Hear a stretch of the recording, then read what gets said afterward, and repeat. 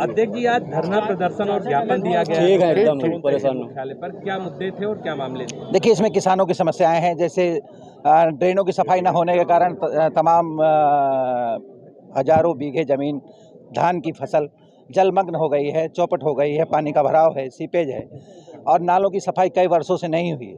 आज किसानों की जीविका संकट में है।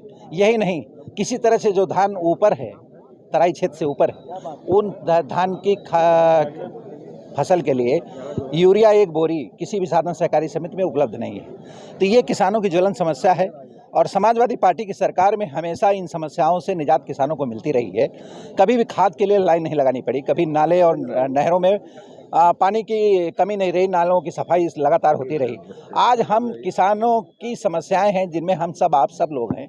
इन समस्याओं को लेकर के आज एसडीएम के पास हम किसानों की समस्याओं को लेकर के आए थे। साथ ही इस क्षेत्र की सड़कें टूटी हुई हैं।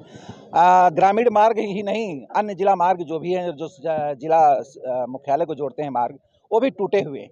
यही नहीं, आवारा पशुओं से आए दिन एक तो टूटी सड़कें हैं, दूसरे आवारा पशु हैं, वो फसल तो चौपट ही कर रहे हैं, साथ ही राहगीरों को भी चौपट कर रहे हैं और आए दिन दुर्घटनाएं हो रही हैं। तमाम हमारे आप सबके बीच के लोग उन दुर्घटनाओं में मृत हो रहे हैं। लेकिन सरकार कभी भी सड़कें न बनवाने का काम कर रही है, न गौशालाओं में चारा पानी की व्यवस्था कर रही है कि उनको पकड़ के गौशालाओं में बंद कर दिया जाए।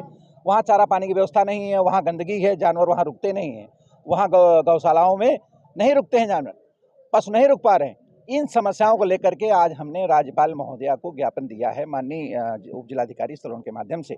यही नहीं, इस क्षेत्र में जिस तरह से अपराधों की पराकाष्ठा है, जिस तरह से पिछवरिया कांड में अर्जुन पासी ने अपनी मजदूरी मांगने के नाम पर उसे हत्या मिली, उसे मार दिया गया। अपनी मजदूरी मांगने पर रोहित पासी को लाकअप से निकाल करके पहले बंद कराया गया सत्ता पक्ष के लोगों द्वारा, फिर लाकअप से निकाल करके उसे थूक चटवाया गया।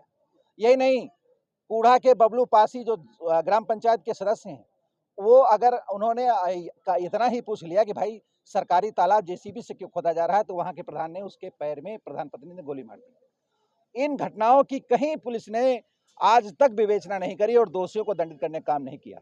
यही नहीं, 12 गांव का वो जितेंद्र यादव जो हमारी पार्टी का कार्यकर्ता है, उसने पोलिंग के दिन अपनी पार्टी के गठबंधन के प्रत्याशी को वोट दिलाने का काम किया, तो उसे उसी दिन 20 मई को मार करके उसका हाथ पैर तोड़ दिया गया।